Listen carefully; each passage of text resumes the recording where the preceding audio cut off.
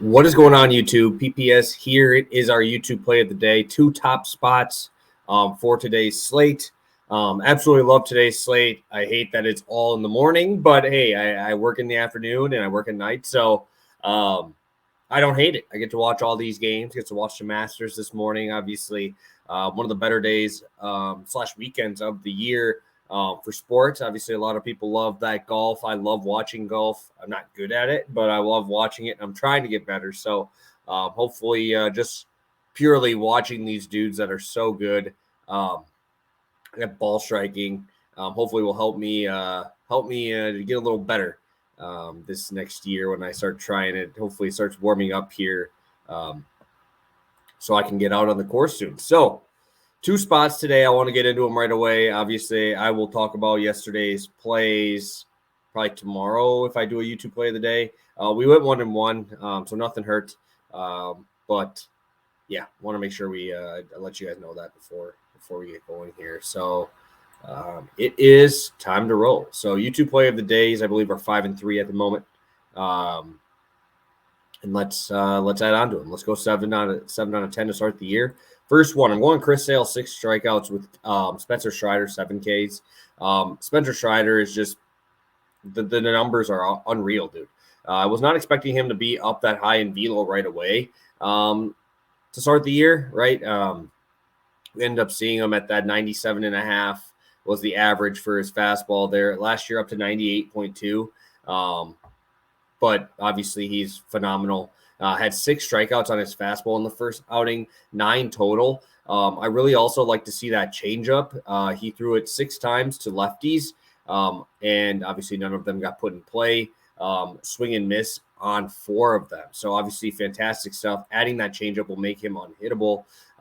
Tougher matchup against the Padres, but there are strikeouts to be had throughout this lineup. Obviously, I'm not talking about Soto or anything, but you can go to Machado, who strikes out a lot. Up and down this order, even their studs, that's you're able to get strikeouts here. And on a guy like Strider, just buying down his strikeouts, I kind of have to because I'm sure it's going to be one of the more popular plays because obviously why wouldn't it? He's been so good. But Grisham in there. Nelson Cruz has some swings and misses. Carpenter, Cronenworth, Roofman Outdoors guarantees strikeouts. Aaron Nola or Austin Nola. I mean, all these guys have swings and misses in them. And obviously with a guy like that who's got a elite slider, super high spin rate on his fastball, it's going to be a tough outing for him. And then going over to Chris Sale, and I understand Chris Sale did suck in his first outing, but he did have a lot of swings and misses. That's the thing. That slider's still elite. 80% whiff rate when thrown last time. His fastball was just getting absolutely lit up. It was obviously really, really nice out as well.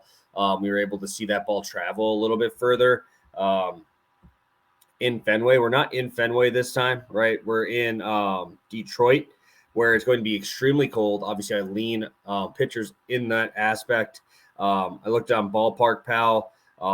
It is a negative 23% for runs, minus 40% for homers, which is huge because that's what really killed Sale was giving up the long ball. It's going to be hard to get one out of there, man. It's really going to be hard to get out of Comerica today. So if I know he's going to have the amount of leash that he did have, obviously his fastball was up to 94, which is very, very encouraging. That's back to what it was last year.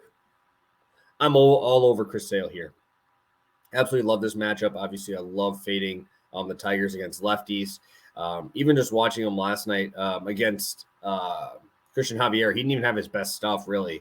And he struck out like the first 4 of his first 6 guys and then just kind of went into cruise control and didn't locate. I think this is going to be completely different. They're going to be hyped up, the Tigers. They're going to try and do something big on their first day there, but this is a really tough matchup for them. Really cold out there. And it's really hard to hit home runs, and that's really what Chris Sale has to worry about. So love me some Chris Sale today. All right, guys. I'm going to a little bit more of a chalkier one again here, but I do really like this spot.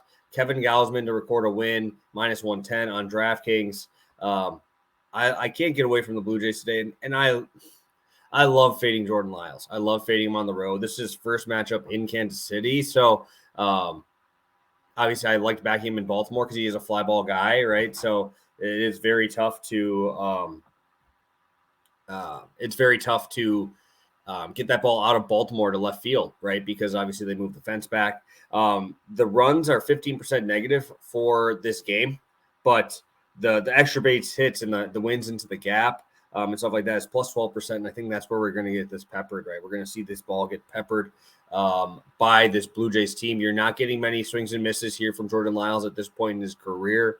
And obviously Kevin Gausman has been fantastic. Had a very tough matchup with the Cardinals. Big step down here going into Comerica. Let's just read off. I just got the notification for the Royals starting lineup. Let's read this off. All right, we go through our first five, right? Fantastic, right? You got Bobby Witt, Melendez, still a lot of swings and misses with Melendez, a lot of swings and misses with Salvador Perez. They have Vinny Pasquantino. Let's go to the bottom right here, right? Olivares, Massey, Hunter Dozier, Nick Prado, Eaton. Like, those are some really, really, really below average bats here. Gausman should have an absolute field day. If it's windy at all, that splitter is going to be so wipeout. I just can't get over his stuff in this environment, being outside. And if there's any wind, when you have guys who throw like split changes or just straight splitters, so nasty, so hard to pick up. And you really don't even know where they're going. I don't even think Gausman will know where it's going. So him to get through 5 innings, I think that's his 17.5 is minus 160 over. I love the matchup. I think he gets deep enough, and obviously I think that Jordan Lyles gives up a few to give the Blue Jays a lead. And then obviously you should be seeing the high-end relief guys if they're up. And obviously you got Romano at the back end. So really, really like this spot for Gausman. And think it's well-deserved to be a non-plus money spot. So recap, Spencer Strider, 7 Ks to go with Chris Sale, 6 Ks at minus 112. And Kevin Gausman to record a win at minus 110. So thank you guys so much for tuning in. Let's get to 7-3, 70% to start this year. Hoping you guys are tailing tonight. Hit that like button. You start your